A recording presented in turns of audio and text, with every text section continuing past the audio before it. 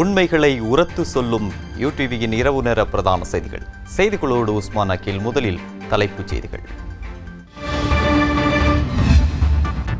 COVID-19 தொற்றால் உயிரிழக்கும் உடல்களை அடக்கம் செய்ய இரணைத்தீவு தெரிவு. தீவின் மக்கள் நாளை எதிர்ப்பு ஆர்ப்பாட்டத்தில். இந்த செயற்பாட்டை அங்கு மேற்கொள்ள பங்கு தந்தை பங்கு மக்கள் ஆகிய நாங்கள் ஒருபொழுதும் அனுமதிக்க மாட்டோம் என்பதை கடுமையாக நாங்கள் சொல்ல விரும்புகிறோம். 8 மாத குழந்தையை தாக்கிய தாய் போலீசாரால் கைது. நீதிமன்றத்தில் ஆஜர்படுத்தவும் முடிவு. துறைமுகத்தின் மேற்கு முனையம் இந்தியா தானி நிறுவனத்துக்கு அமைதி காக்கிறது ஜப்பான். உயிர்த்த ஞாயிறு தாக்குதல் விசாரணை அறிக்கை குழப்பத்தை அரசாங்கம் பொறுப்பேற்காது என்கிறார் அமைச்சர் ரம்புக் வெல்ல. 1000 ரூபாய் சம்பள பிரச்சினைக்கு ஒரு சில நாட்களில் தீர்வு. வரவு செலவு நிவாரணம் 100 ரூபாய். ஆயுத முனையில் கடத்திய மாணவர்களை ஆயுத முனையிலேயே பாதுகாப்பாக விடுவித்த துப்பாக்கிதாரிகள். இவை தலைப்புச் செய்திகள். முதலில் உள்நாட்டு செய்திகள்.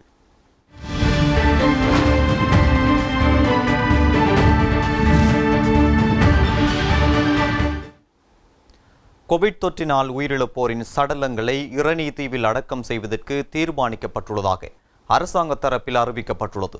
மேலும் அடக்கம் செய்வதற்கான சகல செலவுகளையும் அரசாங்கம் ஏற்றுக்கொள்ளும் எனவும் அமைச்சர் கெஹலிய ரம்புக்வெல்ல அறிவித்துள்ளார். 19 தொற்றினால் உயிரிழக்கின்றவர்களை அடக்கம் செய்யவும் தகனம் செய்யவும் முடியும் என்று அண்மையில் அதிவிசேட வர்த்தமானி வெளியிடப்பட்டது. ஆனால் அடக்கம் செய்வதற்கான வழிகாட்டல்கள் மற்றும் அதற்கு பொருத்தமான இடம் குறித்து எந்த தகவல்களும் வெளியிடப்படவில்லை. இந்நிலையில் இது தொடர்பில் கோவிட்-19 செயலாணி நேற்று கலந்துரையாடிய நிலையில் அதற்காக ஒரு தீவு தெரிவு செய்யப்பட்டதாக அறிவிக்கப்பட்டது. இந்நிலையில் 200க்கும் அதிகமான பொதுமக்கள் வாழ்கின்ற இராணுவத்தின் கட்டுப்பாட்டில் உள்ள ரெனை தீவு தெரிவு செய்யப்பட்டுள்ளதாக அரசாங்கம் தரப்பில் அறிவிக்கப்பட்டுள்ளது. அத்தோடு இரணை தீவில் அடக்கம் செய்வதற்கான முழுமையான செலவுகளை அரசாங்கம் ஏற்றுக்கொள்ளும் எனவும் அரசு தரப்பில் அறிவிக்கப்பட்டுள்ளது. அடக்கம் செய்வதற்குரிய ஆரம்பகட்ட செயற்பாடுகள் நிறைவு கட்டத்தை எட்டியுள்ளதாகவும் அரசாங்கம் அறிவித்துள்ளது. இந்நிலையில் கிளிநொச்சி ரணி தீவில் கொரோனா சடலங்களை அடக்கம் செய்யும் தீர்மானம் இனப்பாகுபாட்டை ஏற்படுத்தும் என நாடாளுமன்ற உறுப்பினரும் ஸ்ரீலங்கா முஸ்லிம் காங்கிரசின் தலைவருமான ரவுப் ஹக்கீம் தெரிவித்துள்ளார். இந்த விடயத்தில் ஏற்கனவே அவர்கள் கொண்டிருந்த நிலைப்பாடு சரியானது என நிரூபிப்பதற்கான முயற்சியாகவே இது அமைகிறது என தனது ட்விட்டர் பக்கத்தில் அவர் எதிர்ப்பை வெளியிட்டுள்ளார். இதேவேளை இந்த விடயம் குறித்து முகப்புத்தகத்தில் பதிவிட்டுள்ள முன்னாள் அமைச்சர் மனோ கணேசன், ஒரே கல்லில் 2க்கும் மேற்பட்ட மாங்காய்களை அடிக்கவே ரணை தீவை தெரிவு செய்துள்ளார்கள். தமிழ் பேசும் மக்கள் நிதானமாக இதை அணுக வேண்டும் என பதிவிட்டுள்ளார். இந்நிலையில் கோவிட்-19 தொற்றினால் மரணித்தவர்களின் உடல்களை கிளிநொச்சி ரெனைமடு பகுதியில் அடக்கம் செய்வது தொடர்பான தீர்மானம் மேற்கொள்ளப்பட்டுள்ள நிலையில் குறித்த தீர்மானத்திற்கு எதிர்ப்பு தெரிவித்து ரெனைத்தீவு பகுதி மக்கள் நாளைய தினம் புதன்கிழமை கவனஈர்ப்பு போராட்டம் ஒன்றை முன்னெடுக்க உள்ளதுடன் இலங்கை மனித உரிமைகள் ஆணைக்குழுவில் முறைப்பாடு ஒன்றை மேற்கொள்ள உள்ளதாகவும் ரெனைத்தீவு பங்கு தந்தை அருட்தந்தை மடுதீன் தெரிவித்துள்ளார். கோவிட்-19 தொற்று நோயினால் இறப்பவர்களை இரணை தீவிலே அடக்கம் செய்வது என்று தீர்மானிக்கப்பட்டுள்ளது. இந்த தீர்மானத்துக்கு நாங்கள் எமது கடுமையான எதிர்ப்பை தெரிவித்துக் கொள்ளுகின்றோம். இந்த செயற்பாட்டை அங்கு மேற்கொள்ள பங்கு தந்தை பங்கு மக்கள் ஆகிய நாங்கள் ஒருபொழுதும் அனுமதிக்க மாட்டோம் என்பதை கடுமையாக நாங்கள் சொல்ல விரும்புகிறோம். முஸ்லிம் மத சகோதரர்களை நாங்கள் வெறுக்கவில்லை. ஆனால் அவர்கள் தங்களுடைய சகோதரர்கள் இந்த நோயினால் பாதிக்கப்பட்டு இறக்கின்ற பொழுது அவர்கள் சில இடங்களை அங்கு அவர்கள் முன்மொழிந்துள்ளார். இவ்வாறான இடங்களை எங்களுக்கு அனுமதியுங்கள் என்று சொல்லி. ஆனால் ஏன் இந்த அரசு அவ்வாறான அந்த கோரிக்கையை முதன்மைப்படுத்தாது இவ்வாறான ஒரு இடத்திலே இந்த தீர்மானத்தை எடுத்தது என்பது எங்களுக்கு ஆழ்ந்த கவலையையும் வேதனையையும் தருவதோடு இந்த செயற்பாட்டை நாங்கள் எதிர்க்கின்றோம். விடயம் தொடர்பாக நாளை காலை 9 மணிக்கு மிகவும் எதிர்ப்பு ஆர்ப்பாட்ட போராட்டம் ஒன்றை நாங்கள் மேற்கொள்ள இருக்கின்றோம். ஆகவே தயவு செய்து இந்த முயற்சியை இந்த தீர்மானத்தை நீங்கள் கைவிடுவது நல்லது. அல்லாது விட்டால் எங்களுடைய இந்த போராட்டம் தொடரும் என்பதையும் இந்த வேளையிலே நான் கூறிக்கொள்ள விரும்புகிறேன். இன்னும் மனித உரிமைகள் ஆணைக்குழுவிலும் இவ்விடயம் பற்றி நாங்கள் ஒரு முறைப்பாடு செய்ய எண்ணுகின்றோம். யாழ்ப்பாணத்தில் 8 மாதங்கள் நிரம்பிய குழந்தையை அடித்து துன்புறுத்திய குற்றச்சாட்டில் குறித்த பிள்ளையின் தாயார் கைது செய்யப்பட்டுள்ளார். விசாரணைகளின் பின்னர் யாழ்ப்பாணம் சிறுவர் நீதிமன்றில் தாயார் முற்படுத்தப்படுவார் என்று போலீசார் தெரிவித்தனர்.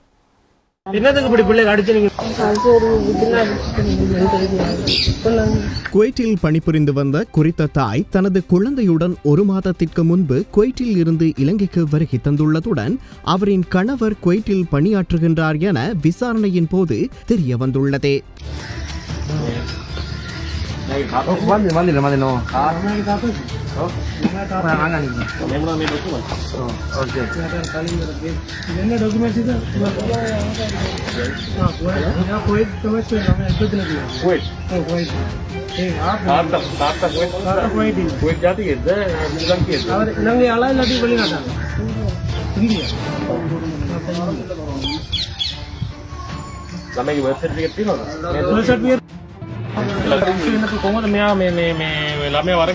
எப்படி இலங்கையில ரெஜிஸ்டர் பண்ணாம பிள்ளைய கொண்டு வந்தீங்க இலங்கைக்கு ஏர்போர்ட்ல பதிவுல கொண்டு தான் வந்தாங்க. இந்த திருவண்ணாமலை ஏர்போர்ட்ல தான் இல்ல ஒரு பேக் இல்லாம கொண்டு வந்ததா இல்லம் கொண்டு கடைசியில இல்லாம அதனாலேயே இதனை வெளிக்கொண்டு வருவதற்காக பெண்ணின் சகோதரனே காணொளி பதிவு எடுத்து சமூக ஊடகங்களில் பகிர்ந்ததாகவும் விசாரணையில் தெரிவிக்கப்பட்டது.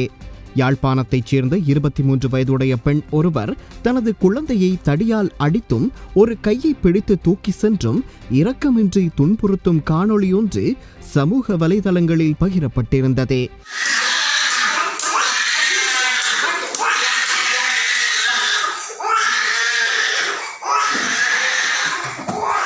வீடியோ எடுத்து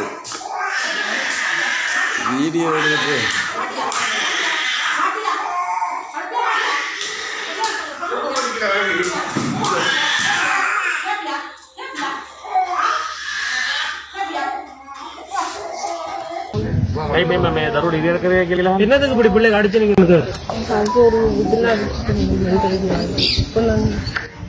மெண்டல் ஹப்செட் இல்ல தேவை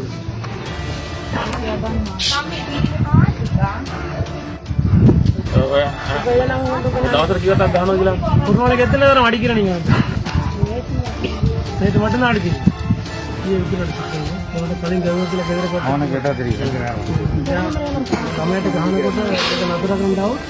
அனைவரினதும் மனதையும் பதற வைக்கும் அந்த காணொளி தொடர்பில் ஆராய்ந்து உரிய நடவடிக்கையை அதிகாரிகள் எடுக்க வேண்டும் என்பதே அனைவரது எதிர்பார்ப்பாகவும் உள்ளது. அப்பாவோட ஏதாவது பிரச்சனை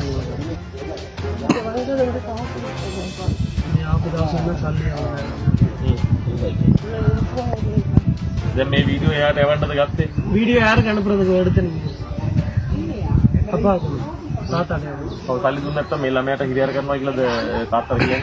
நீங்க அவருக்கு சொல்லி இருக்கிறீங்களா காசு கொடுக்காட்டி பிள்ளைக்கு இப்படி அடிப்பேன் தொந்தரவு செய்யணும் சொல்லல? நான் சொன்னது கோர்ட்ல அடிச்சு போட்டேன். மாத்திரை கொடுத்து தரணும் அதுக்கு அவர் என்ன சொன்னாரு?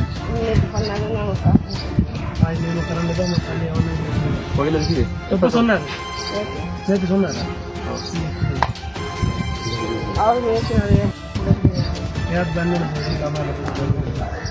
அவரது கணவர் வாழ்வாதாரத்திற்கு தேவையான பணத்தை கொடுக்காத காரணத்தினால் மன அழுத்தத்தில் இருந்ததாக அவர் போலீசாருக்கு வாக்குமூலம் அளித்துள்ளார்.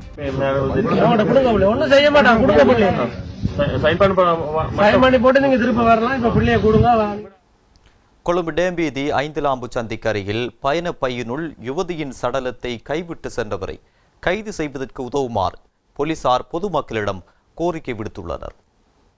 போலீசாருக்கு கிடைத்த தகவலுக்கு அமைய நேற்று பகல் கொழும்பு டேமி ஸ்ட்ரீட் 5 லாம்பு சந்திக்கு அருகில் பயணப்பையில் இருந்து யுவதியின் சடலம் கண்டெடுக்கப்பட்டது. அதனைத் தொடர்ந்து மேற்கொள்ளப்பட்ட விசாரணைகளில் பயணப்பையில் கண்டெடுக்கப்பட்ட யுவதியின் சடலம் ஹங்வெல்ல பகுதியிலிருந்து கொண்டுவரப்பட்டமை தெரிய வந்துள்ளது. அத்துடன் இந்த சம்பவத்துடன் தொடர்புடைய சிசிடிவி காட்சிகள் ஊடகங்களுக்கு வழங்கப்பட்டுள்ளன.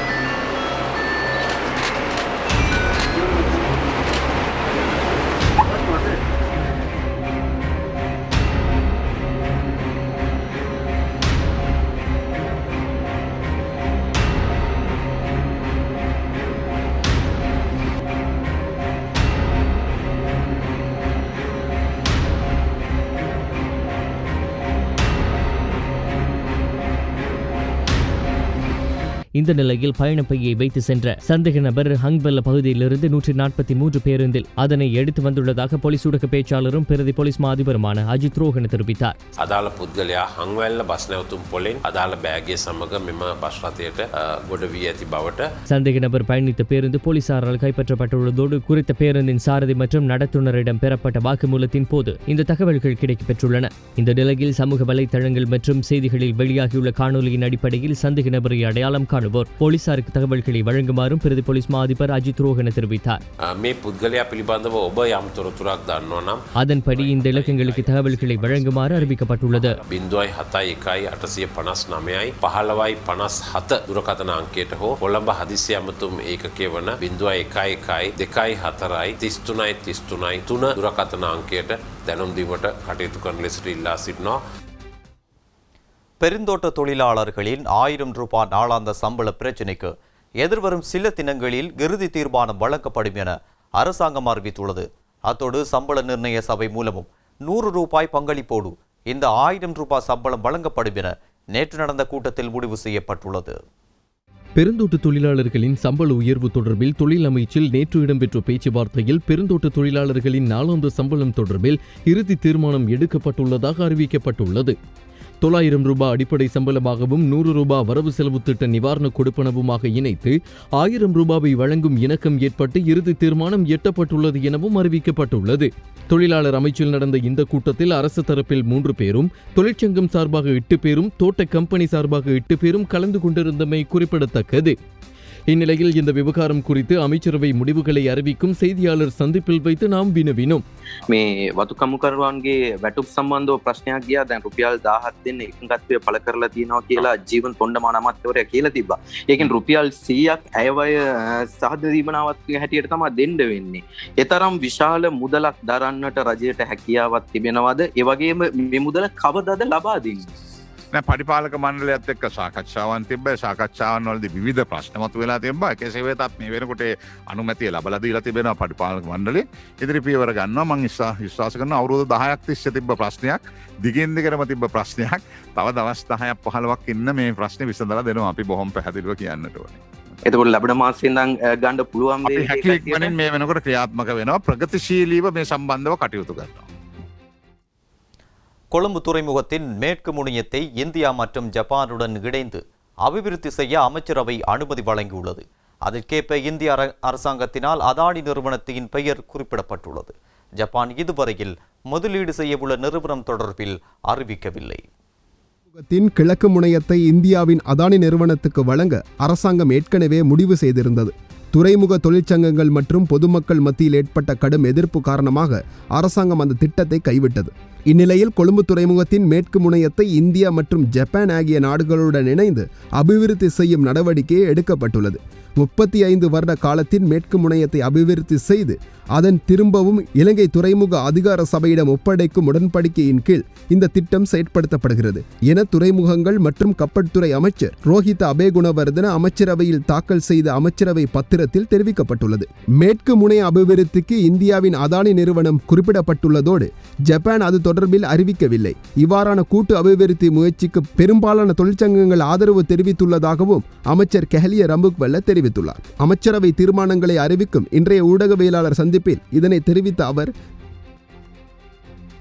කොළඹ දකුණ වරාය ව්‍යාපෘතිය බටහිර බහළු ප්‍රාන්තය WCT වෙස්ට් කන්ටේනර් ටර්මිනල් සංවර්ධනය කිරීම සහ මෙහෙයුම් කිරීම සම්බන්ධව කොළඹ දකුණු වරාය බටහිර බහළු ප්‍රාන්තයේ WCT ඉන්දියා රජය සහ ජපාන් රජය විසින් නම් කරනු ලබන පාර්ශ්වයන් සහ ශ්‍රී ලංකා වරාය අධිකාරිය හා එක්ව රාජ්‍ය පෞද්ගලික ව්‍යවසායයක් ලෙස සංවර්ධනය කිරීමටත් ඒ සම්බන්ධයෙන් ඉදිරිපත් கிழக்கு முனை அபிவிருத்தி தொடர்பாக புரிந்துணர்வு ஒப்பந்தம் கடந்த அரசாங்கத்தினாலேயே கையெழுத்திடப்பட்டது. எவ்வாறாயிருப்பினும் அது தொடர்பான எதிர்ப்புகளின் பின்னர் தற்போதைய அரசாங்கத்தின் சுபிட்சத்தின் நோக்கு கொள்கை பிரகடனத்தில் கூறப்பட்டுள்ளமைக்கு ஏற்ப மேற்கு முனையத்தை அபிவிருத்தி செய்ய தீர்மானிக்கப்பட்டுள்ளது. அரசாங்கம் தனியார் கூட்டு முயற்சிக்கு மேற்கு முனையத்தை அபிவிருத்தி செய்வதற்கு வெளிநாட்டு முதலீட்டாளர்களுக்கு வாய்ப்பளிக்கப்படும். அதற்கேற்ப ஏற்கனவே ஜப்பான் மற்றும் இந்தியாவுடன் செய்து கொள்ளப்பட்ட ஒப்பந்தங்களின் அடிப்படையில் செயற்பாடுகள் முன்னெடுக்கப்படும் என்று சுபிட்சத்தின் நோக்கு கொள்கை பிரகடனத்தில் தெரிவிக்கப்பட்டுள்ளது. அதற்கேற்ப இந்திய அரசாங்கத்தினால் அதானி நிறுவனத்தின் பெயர் குறிப்பிடப்பட்டுள்ளது. ஜப்பான் இதுவரையில் முதலீடு செய்ய உள்ள நிறுவனம் தொடர்பில் அறிவிக்க தெரிவிக்கவில்லை. இவ்வனைத்து விடயங்களையும் கவனத்திற்கொண்டு அபிவிருத்தி செயற்பாடுகள் முன்னெடுக்கப்படும். இது ஜனநாயக அரசாங்கம் என்பதனால் கிழக்கு முனைய விவகாரத்தில் எழுந்த எதிர்ப்புகள் தொடர்பில் அவதானம் செலுத்தப்பட்டு தீர்மானங்கள் எடுக்கப்பட்டது. கிழக்கு முனையம் தொடர்பில் எடுக்கப்பட்ட தீர்மானத்திற்கேற்ப மதகுருமார்களினதும் துறைமுக தொழிற்சங்கங்களினதும் எதிர்ப்பு வெளியிடப்பட்டன. ஆனால் மேற்கு முனையம் தொடர்பான தீர்மானங்கள் புதிதாகும். இதற்கு எதிர்ப்புகள் வெளியிடப்படவில்லை. இதன் நிர்வாகம் பகிர்ந்தளிப்பு தொடர்பில் தீர்மானிப்பதற்கு குழு ஒன்று நியமிக்கப்பட்டுள்ளது. இதேவேளை இன்று ஊடகங்களுக்கு கருத்து தெரிவிக்கையில் அமைச்சர் திலும் அமுனுகம இவ்வாறு கருத்து தெரிவித்தார். නැගෙනහිර ජැටියත් එහෙමයි.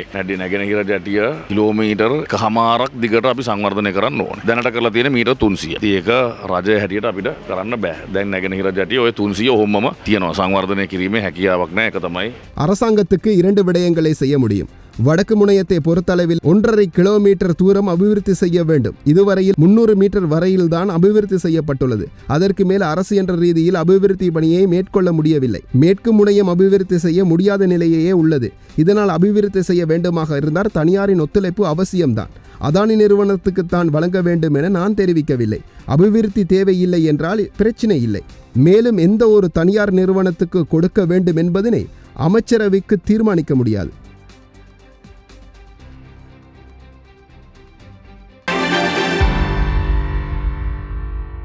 ஈஸ்டர் தாக்குதல்கள் குறித்து விசாரிக்க நியமிக்கப்பட்ட ஜனாதிபதி ஆணைக்குழுவின் அறிக்கை தொடர்பான பிரச்சினைகளுக்கு அரசாங்கம் பொறுப்பேற்காது என அமைச்சரவை பேச்சாளர் அமைச்சர் கெஹலிய ரம்புக்வெல்ல தெரிவித்துள்ளார். அரசாங்க தகவல் திணைக்களத்தில் நடைபெற்ற ஊடக சந்திப்பில் கருத்து தெரிவிக்கும் போதே அவர் இதனை தெரிவித்தார்.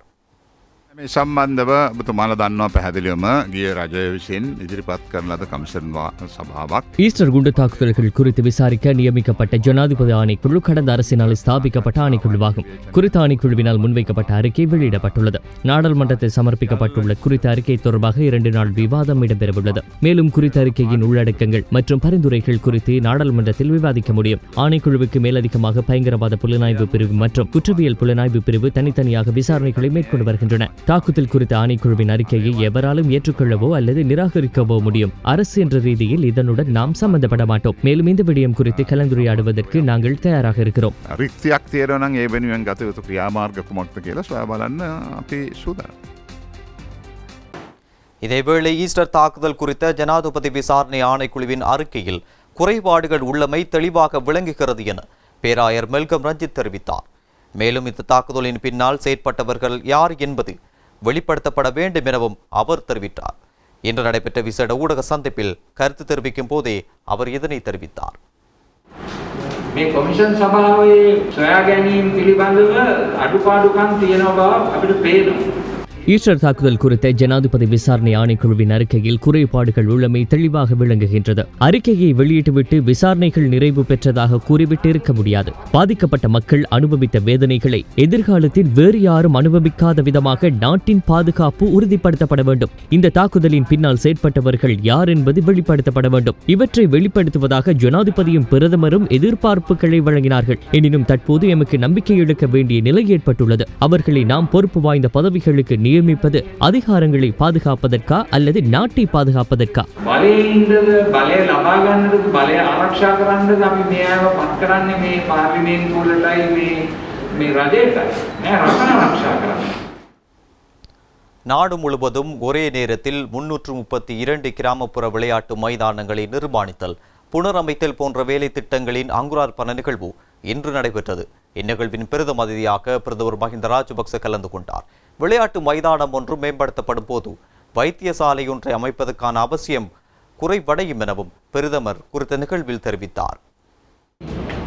ஆற்றல் மிகுந்த சந்ததியினருக்காக கிராமத்துக்கு மைதானம் தேசிய வேலை திட்டத்தின் கீழ் நாடு முழுவதும் 332 கிராமிய விளையாட்டு மைதானங்களை ஒரே தடவையில் அபிவிருத்தி செய்யும் நிகழ்வின் அங்குரார்ப்பண நிகழ்வு இன்று நடைபெற்றது. விளையாட்டுத்துறை அமைச்சர் நாமல் ராஜபக்சவின் எண்ணக்கருவிக்கமைய விளையாட்டுக்கான அடிப்படை வசதிகளை மேம்படுத்தி நாட்டில் புதிய விளையாட்டு கலாசாரத்தை உருவாக்கும் நோக்கத்துடன் இத்தேசிய வேலை திட்டம் முன்னெடுக்கப்பட்டுள்ளது. இந்த நிகழ்வின் பிரதம அதிதியாக கலந்து கொண்ட பிரதமர் மஹிந்த ராஜபக்ஷ இவ்வாறு கருத்து தெரிவித்தார். දෙමව්පියෝ කියනවා තරුණ පරපුරට ඉවසීමක් නැහැ.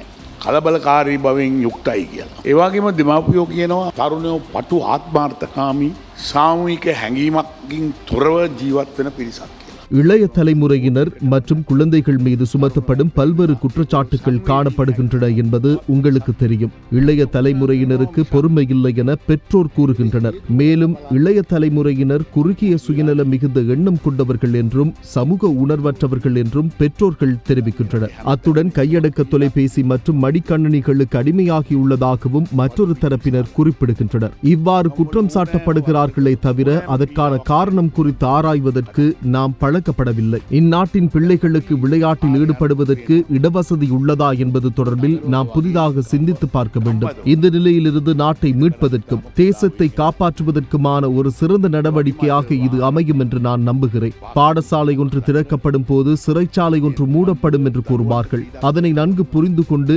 கல்விக்காக நாம் பாரிய சேவையை ஆற்றி வருகின்றோம். அதே போன்று விளையாட்டு மைதானம் ஒன்றை மேம்படுத்தும் போது வைத்தியசாலை ஒன்றை நிறுவுவதற்கான தேவை குறைவடையும் என்று நான் நினைக்கின்றேன். இன்று நம் நாட்டின் குடிமக்களின் ஆயுட்காலம் 80 வயதிற்கும் அதிகமாகும். ஆனால் நீண்ட ஆயுளை கொண்டிருந்தாலும் நோயாளியாக வாழ்வதில் ஏதேனும் பயனுள்ளதா? இன்று உலகில் சிறந்த ஆரோக்கியமான வாழ்க்கை வாழ்வதை பற்றி சிந்திக்க வேண்டிய நேரம் இது. அதனால் தான் ஒரு பக்கம் விளையாட்டு இருக்க வேண்டும் என்று நான் நம்புகிறேன். පාසලක් විවෘත කළාම වන්දනාගාරයක් වැහෙනවා කියලා ප්‍රසිද්ධ කතාවක් තියෙනවා. ඒ වගේම තමයි පිට්ටනියක් ක්‍රීඩාංගණයක් දියුණු කළාම රෝලක් හදන්න තියෙන අවශ්‍යතාවය අඩු වෙන බව මට හිතෙනවා. கோவிட் தடுப்பூசியை பெற்றுக் கொடுப்பதில் அரசியல் தலையீடுகள் இடம்பெறவில்லை என அமைச்சரவை பேச்சாளர் அமைச்சர் கெஹலே ரம்புக்வெல்ல தெரிவித்துள்ளார். இந்நிலையில் தடுப்பூசியை பெற்றுக் கொடுப்பதில் தலையீடுகள் இடம்பெற்று வருவதாக பல்வேறு தரப்பும் குற்றச்சாட்டுகளை முன்வைத்து வருகின்றனர்.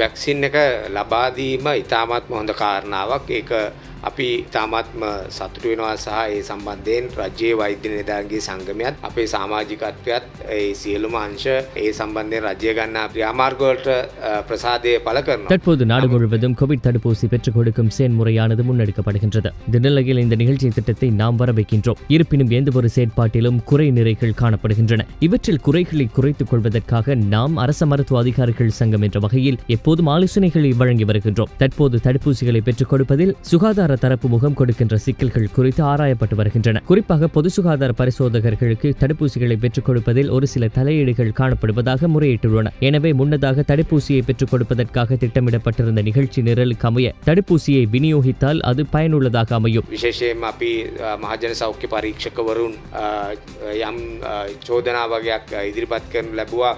ඒ සම්බන්ධයෙන් ඔවුන්ට යම් යම් බලපෑම් සිද්ධ වෙනවා කියලා. இதேவேளை இது குறித்து இன்றைய தினம் அமைச்சரவை முடிவுகளை அறிவிக்கும் செய்தியாளர் சந்திப்பில் கேள்வி எழுப்பப்பட்டது. අපිට ඊයේ දැනගන්න ලැබුණා එන්නත්කරණය දේශපාලනික බලපෑම් තේනවා කියලා කොවිඩ් එන්නත්කරණයට. එන්නත්කරණය දේශපාලනය කරනවා කියලා මෙහෙම කතා ඉතින් ඉතින් විතර ඇහෙනවා. දැන් ඒක වතාවක අපේ தடுப்பூசி செலுத்துவது அரசியல் மயமாக்கப்பட்டதா என்று அடிக்கடி கேள்வி எழுகின்றது. உலகளவில் நாம் பார்க்கும் போது பல பிரபலங்கள் தடுப்பூசியை செலுத்துவது சிறந்தது என்பதை காட்டுவதற்காக செயற்பட்டு வருகின்றனர்.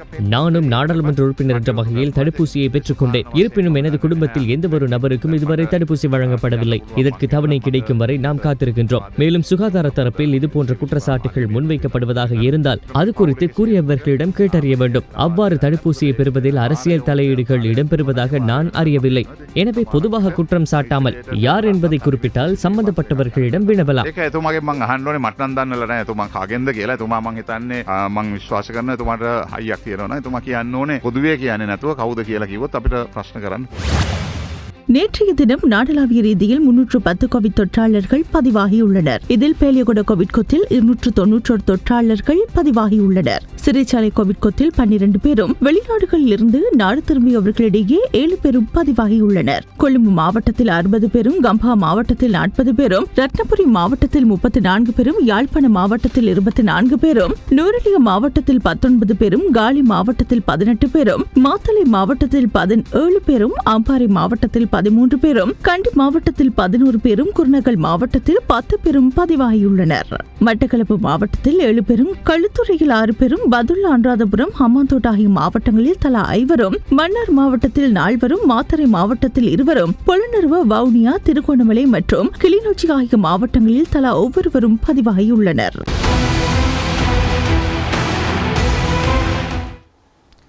இலங்கை விமானப்படை தனது 70வது ஆண்டு நிறைவினை இன்றைய தினம் கொண்டாடுகின்றது.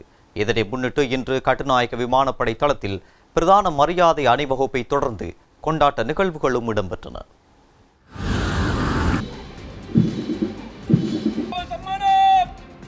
இலங்கை விமானப்படை தனது 70வது ஆண்டு நிறைவினை முன்னிட்டு இன்று கட்டுநாயக்க விமானப்படை தளத்தில் பிரதான மரியாதை அணிவகுப்பை தொடர்ந்து கொண்டாட்ட நிகழ்வுகளும் இடம்பெற்றன. அத்துடன் கொழும்பு கட்டுநாயக்க உட்பட நாடளாவிய ரீதி உள்ள அனைத்து விமானப்படை முகாம்களிலும் பல்வேறு நிகழ்வுகள் ஏற்பாடு செய்யப்பட்டிருந்தன. இதன்போது விமானப்படையின் 7757 அதிகாரிகளுக்கு பதவி உயர்வு வழங்கப்பட்டுள்ளதாக விமானப்படையின் ஊடக பிரிவு தெரிவித்துள்ளது. 1951ஆம் ஆண்டு மார்ச் 2ஆம் தேதி 6 அதிகாரிகள் 21 வீரர்களுடன் இலங்கை விமானப்படை ஸ்தாபிக்கப்பட்டமை குறிப்பிடத்தக்கதாகும். இலங்கை விமானப்படையின் 70ஆம் ஆண்டு நிறைவு தினம் இன்றாகும். இதனை முன்னிட்டு நாளை முதல் எதிர்வரும் 5ஆம் தேதி வரையில் காலிமுகத்திடலில் முதற் தடவையாக வான் சாகச கண்காட்சி ஒன்று ஏற்பாடு செய்யப்பட்டுள்ளது. இதற்காக இந்தியாவின் விமானப்படை மற்றும் கடற்படையினரை பிரதிநிதித்துவப்படுத்தி 23 விமானங்கள் நாட்டுக்கு வருகை தந்துள்ளமையும் குறிப்பிடத்தக்கது. இலங்கை அதிபர் சேவை தரம் 3க்கு நேர்முக தேர்வை நடாத்தி பொருத்தமானவர்களை தெரிவு செய்து நியமனங்களை வழங்குவதற்கான யோசனைக்கு அமைச்சரவை அங்கீகாரம் வழங்கியுள்ளது. நேற்று இடம்பெற்ற அமைச்சரவை கூட்டத்தின் போது இந்த தீர்மானம் எடுக்கப்பட்டது. தற்போது இலங்கை அதிபர் சேவை 1, 2 மற்றும் 3 தரங்களில் 4600 வெற்றிடங்கள் காணப்படுவதுடன் தற்பொழுது நாட்டில் நிலவும் கோவிட் நிலைமையால் போட்டி பரீட்சை அல்லது ஒழுங்கமைக்கப்பட்ட நேர்முக தேர்வினை நடத்தி முறையான பதவி நியமனங்களை வழங்குவதற்கு 1 வருடத்துக்கும் அதிகமான காலம் எடுக்கும் என அவதானிக்கப்பட்டுள்ளது.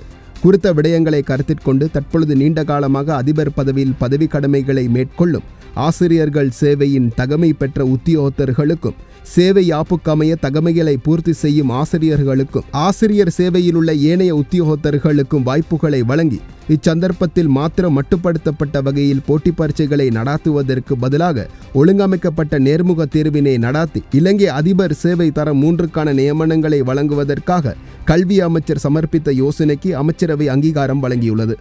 இத்துடன் எமது பிரதான செய்திகள் அத்தனை நிறைவடைகின்றன. எமது அடுத்த பிரதான செய்தியினை நாளை மதியம் 1 மணிக்கு திருப்பாருங்கள்.